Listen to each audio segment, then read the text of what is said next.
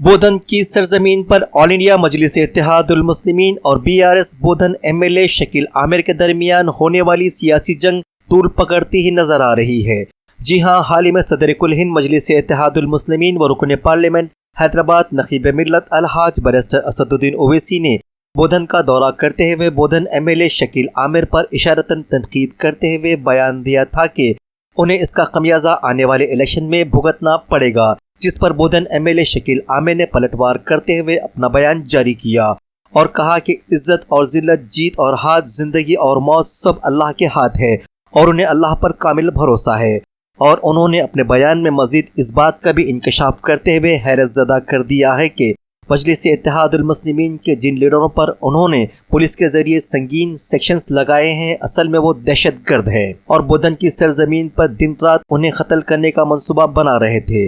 बहरहाल इन दोनों सियासी जमात के अक़लियती तबके के लीडरों की ये सियासी जंग कब तक जारी रहेगी, ये तो आने वाला वक्त बताएगा। लेकिन एक बात तो रोज़ रोशन की तरह आश्कार है कि इस मजहबी लिबादे में ओढ़े हुए सियासी जमात के लीडर्स और वर्कर्स कभी भी गंगा जमनी तहजीब के पाबंद नहीं थे, बल्कि हर जगह पर ये लोग अपनी फिरौनियत ज़रूर दिखाते हैं।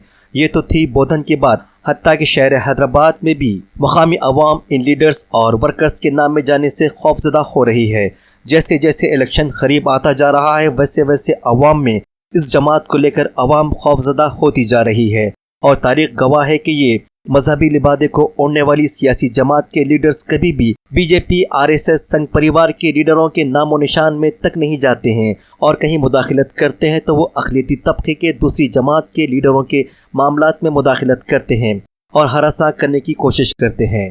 तो आइए देखते हैं बोधन एमएलए जनाब शकील आमिर के इस बयान के तफसीलात और देखते हैं कि बोधन की सरजमीन पर कौन सी सियासी जमात और उसके वर्कर्स और लीडर्स शर व फसाद पैदा कर रहे हैं। और देखते हैं बोधन से हमारे नुमाइंदे अरशद की ये रिपोर्ट। और पल पल बाखबर रहने के लिए हमारे न्यूज़ चैनल को लाइक करें, सब्सक्राइब करें और शेयर करें ताकि आप रहे पल पल बाखबर। इन बच्चों के ऊपर डू नॉट सेवन लगाना, कॉन्स्पिरेसी लगाना, ये सरासर गलत है, जुल्म है और इसका खमियाजा जो है जब असेंबली के इलेक्शन होंगे उसका नतीजा इनको देखना पड़ेगा क्योंकि आज गुरूर और तकब्बुर में डूबकर आप गैर ज़रूरी मासूम लोगों पर उनको अरेस्ट कराए और अगर उनकी बेल नहीं हुई तो ईद भी वो लोग जेल में मनाएंगे। बिस्मिल्लाहिर्रहमानिर्रहीम, बिस्मिल्लाहिर्रहमानिर्रहीम, अस्सलामु अलैकुम वरहमतुल्लाहि वबरकातुहू। तमाम आलम इस्लाम और बोधन के तमाम मुसलमानों को ईद उल अज़हा की तहे दिल से मुबारकबाद। आपके सामने कुछ बातें जो मेरे साथ हादसा पेश आया कुछ दिनों पहले, उसके बारे में कुछ बातें आया करने के लिए मैं ये वीडियो बना रहा हूँ बोधन की आवाम के लिए खुसूसी तौर पे। आज एक ईदगाह में जो दो मुलजिम अंदर जेल में बंद है, उनके एक वालिद का जो है कलाम पाक उठा के ईदगाह में एक बयान आया कि मेरा बच्चा कुछ नहीं किया। तो मैं आप आवाम को एक बात बताना चाह रहा हूँ कि जो मेरे पे अटैक किया गया और जिस तरीके से मेरे पे जानलेवा हमला करना और जान लेने की जो साजिश रची गई थी, वो बिल्कुल उसी मंसूबे के साथ मेरे पे अटैक हुआ था। लेकिन जो पुलिस वगैरह जो सिचुएशन वहाँ पे देख के कुछ लोग डर के कुछ आगे पीछे हुए, लेकिन उनका इरादा साफ था कि किसी हाल में जो है ये अटैक करना है। इसके वजूहात मैं आपके सामने कुछ पेश करना चाह रहा हूँ कि क्या मसाइल थे। एक मसला तो ये था कि ये जो दो क्रिमिनल जेल में बंद है, इनके बारे में कुछ बातें आपको बताना चाहता हूँ। इनके ऊपर 10-10 मुकदमा दर्ज है। इसमें अटेम्प्टिव मर्डर्स और वगैरह काफ़ी केसेस इनके ऊपर है। औरतों के ऊपर जुल्म करना, गवर्नमेंट ऑफिसर्स को मारना, दहशतगर्दी मचाना, इस तरीके के कई जुर्म में ये लोग अंदर बंद है। कई हिस्से, कई केसेस इनके ऊपर है। जो इनके वालिद कलाम पाक आज ईदगाह में उठाए, तो इनके वालिद को ये बोलना चाह रहा हूँ मैं कि आपके बेटे पे जो इतने सारे केसेस है, उसमें आप कलाम पाक कभी नहीं उठाए ईदगाह पे आके या मस्जिद में आके। सिर्फ जो है आप लोग एक पूरे जने मिलके एक साजिश के तौर पे ग्रुप बन गया किसी हाल में एमएलए को नुकसान पहुंचाना है और शरत नामी आदमी से कुछ पैसों का बातचीत करके इस तरीके की चीज़ें ये लोग अमल में लाए हैं। ये लोग ये चीज़ें कर रहे हैं। इनका कोई साफ सुथरा रिकॉर्ड नहीं है। मैं एक और बात आपको वाजे कर दूं कि ये जो लोग अंदर बंद है जेल में, इन लोग जो है जो हाफिज़ कुरान उलेमा रहते, उलेमा हुफ़ाज़ जिसके सीने में कुरान है, वैसे 2 बोधन के उलमा जो बच्चे हैं जो हाफिज़ कुरान हैं उनके मुंह पे ये लोग थूके सोए। तो ऐसे लोग जिसको अल्लाह की मार है, ये तो इनके साथ कुछ नहीं हुआ, इनके ऊपर ऐसी अल्लाह की मार पड़ेगी कि जो है खुदा की लाठी में आवाज़ नहीं होती बोलते ना, ऐसी लाठी इनके ऊपर पड़ेगी।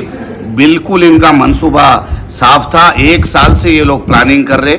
ये जो अल्ताफ नामी गुंडा है, ये जो है इसको कई तरीके से कई बार इससे पहले भी, चलो ये गुंडा गर्दी छोड़ के कुछ झूले वूले लगा लेता, कुछ काम करता बोले तो मैं कई बार लाखों रुपए का माशी फ़ायदा इन लोगों को कराया हूँ। इसके अलावा जो इनके वालिद है जो कसम खाए, ये खुद भी राउडी शीटर थे। 2001-2 में बोधन में ये भी खुद राउडी शीटर था। और मैं ये इनके वालिद से एक बात पूछना चाह रहा हूँ, जो तुम्हारे बेटे पे इतने सारे केसेस है, तो इसमें क्यों आप कुरान शरीफ नहीं उठाए? जो आज कुरान शरीफ उठाने की नौबत आ गई आपको, तो कुरान शरीफ का आप जो हुफ़ाज़ों पे जो लोग अंदर बंदे थूक रहे, तो इनको कलाम पाक का और दूसरी चीज़ से क्या इनका वो है? भाई जो वार्ड में मैं काम करने के लिए गया था, दारुल उलूम की कमेटी, जो दारुल उलूम सबसे क़दीम स्कूल है बोधन का, उसको 50 लाख रुपए में दिया था उसका फाउंडेशन स्टोन डालने के लिए।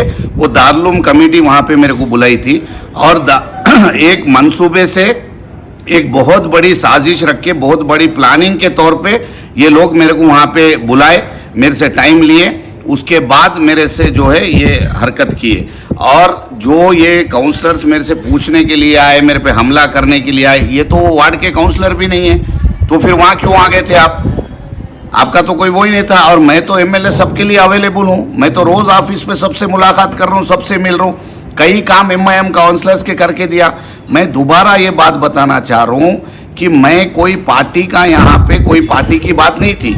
इंडिविजुअल तौर पे जो मेरे को नुकसान पहुंचाने के लिए, मेरे को अटैक करने के लिए आए थे, आप मेरे पे अटैक करें। उसके बाद आपके बीच में, शरत रेड्डी के बीच में, डब्बू के बीच में, ये तमाम लोग सौों बार फोनों पे बात कर चुके, इनके टेलीफोन रिकॉर्ड से। और जो लोग जेल में बंद है, इनकी जो वाबस्तगी है कई क्रिमिनलों से हिंदुस्तान में और कई टेररिस्ट ऑर्गेनाइजेशन से ये लोग मिले हुए हैं। आगे चल के जो पुलिस तफ्तीश कर रही है, ये मैटर प्रीजुडाइज है कोर्ट में, मैं ज़्यादा बात नहीं कर सकता इसमें। इनके बारे में सारी तफसीलात और बहुत सारी आपके सामने आएगी इंशाल्लाह ज़रूर। और ये लोग कोई दूध के धुले हुए नहीं है, कोई अभी पैदा हुए सो मासूम बच्चे नहीं है। ये इंतहाई डेंजरस एंटी सोशल एलिमेंट्स है सोसाइटी के, जो है यहाँ पे बंद है। और जो साजिश के तौर पे जो कलाम पाक उठाना और लोगों को गुमराह करने की जो कोशिश की जा रही है, मैं बोधन के अवाम से गुजारिश कर रहा हूँ कि इन लोगों का बैकग्राउंड पता कर लीजिए, इन लोग किस तरीके से जो है कितने केसेस में मुलविस है, इनके वार्ड में लोगों को धमकाना, डराना, एक्सटॉर्शन करना, कितने मामलों में ये लोग मुलविस है, देख लीजिए। जो हुफ़ाज़ इकराम के साथ इस तरीके की हरकत करे तो इंशाल्लाह इन पे और ज़्यादा मार पड़ेगी। मैं पुलिस से दरख्वास्त करता हूं कि ऐसे एंटी सोशल एलिमेंट्स बाहर रहेंगे तो कानून के लिए, आम आवाम के लिए बहुत बड़ा प्रॉब्लम होगा। ये कई औरतों पे भी इन लोग जुल्म करे, वो भी केसेस इनके ऊपर बुक है। मेहरबानी करके मैं commissioner of police, director general of police Telangana से गुजारिश करता हूं कि इनके ऊपर सख्त तरीन पीडी एक्ट बुक करिए। और इसमें जो लोग मुलविस है, शरत रेड्डी से लेके शरीफुद्दीन के घर में जो 3-3 दिन पहले से रात भर मीटिंगा करे, जो जिस तरीके से मेरे पे हमला करना है, कैसा मारना है, क्या करना है, कई मीटिंगा इन लोगों के बीच में हुए। और मेरे पे जब हमला हुआ उसके बाद भी कई तरीके से इन लोगों के फ़ोन कॉल से जो एक दूसरे से इन लोग बात कर लिए। और वो जो अब्दुल नाजीर डब्बू बोलने वाला जो झूठा है, वो बचपन पैदाइशी गद्दार है। वो जो है बीआरएस पार्टी में रह के दुनिया भर के सब कामा कर लेके, कमा के, धमा के, 2 बार पार्टी के टिकट पे जीत के हमेशा गद्दारी करता। इससे पहले कांग्रेस में था, मेरे घर में आया, मेरे को बाहर से ताला डाल दो भाई बोल के बोला, तो जब वहां था वहां गद्दारी करा, यहाँ है यहाँ गद्दारी कर रहा। तो इसका है, इसके खून में गद्दारी छे, ये गद्दारी करते रहता। और जब तुम्हारे को जब कुछ नहीं करे तो कई के लिए डर रहे भाई, कई को भाग रहे तुम लोग? आओ कानून के सामने आओ, तफ्तीश जारी है, कानून के सामने आओ। कितने केसा तुम लोगों के ऊपर है, एंटी सोशल एलिमेंट से तुम आज एक पब्लिक रिप्रेजेंटेटिव की जान लेने के लिए आज तुम कोशिश कर रहे। आज जितने लोग ये काम करे, ये शरीफुद्दीन बोलने वाला एक मेरे दोस्त है प्रसाद साहब, उनसे 70 लाख रुपए ले लिया, मैं बीच में था। हाँ, उनकी बहन के ऊपर केसेस हुए, चेक बाउंसेस के, ये पूरे लोग एक कॉन्स्पिरेसी के तहत, एक बहुत बड़ी साजिश के तहत किसी हाल में ये एमएलए को हटा देना। एक और बात मैं आवाम को बोलना चाह रहा हूं और वो लीडर्स को भी बोलना चाह रहा हूं जो बार बार धमकियां दे रहे, अब देख लेंगे इलेक्शन में, देख लेंगे इलेक्शन में। मैं तुमसे ये बोलना चाह रहा हूं कि देखना नहीं देखना सिर्फ अल्लाह रब्बुल इज्जत का काम है। आप खुदा है क्या किसी के नसीब लिखने के लिए? देख लेंगे, आप अल्लाह ताला है जजमेंट लिखने के लिए? आप ये बता दीजिए, आप अपने आप को अल्लाह की बराबरी करने की कोशिश कर रहे।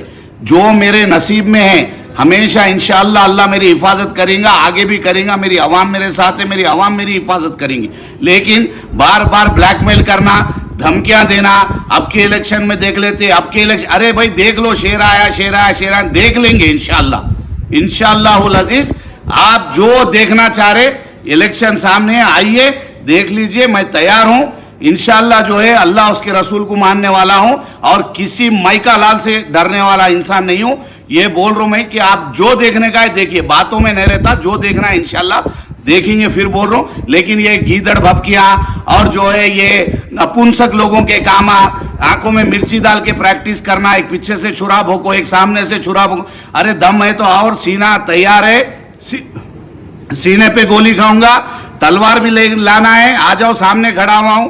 कई को पीछे से वार कर रहे थे, कई को 1 साल से थोड़े पैसों के लिए वो शरत के बातों में आके जो है ये जिस तरीके से इन लोग ब्लैकमेलिंग करते हुए जो कॉन्स्पिरेसी कर रहे, इसका इंशाअल्लाह ईंट का जवाब पत्थर से मिलेगा। ये तो कुछ नहीं है, आगे चल के मैं पुलिस से रिक्वेस्ट कर रहा हूं, इन पे सख्त तरीन कार्रवाई होना चाहिए। जितने लोग भागे हुए उनको अरेस्ट करना, सब पे पीडी एक्ट के तहत मुकदमे बुक होना, कम से कम 2-2 साल ये लोग कम से कम जेल से नहीं आना, और भी इनको सख्त तरीन सजा मिलनी चाहिए और अल्लाह की तरफ से इंशाअल्लाह इनको सजा मिलेंगी। जो लोग उलमा पे जिसके सीने में कुरान है उनके ऊपर थूके, ऐसे लोगों पे इंशाअल्लाह अल्लाह ताला इनसे जरूर बदला लेगा। और मैं कोई पार्टी के खिलाफ नहीं हूं, ना कभी पार्टी के खिलाफ मैं किसी के बात करा।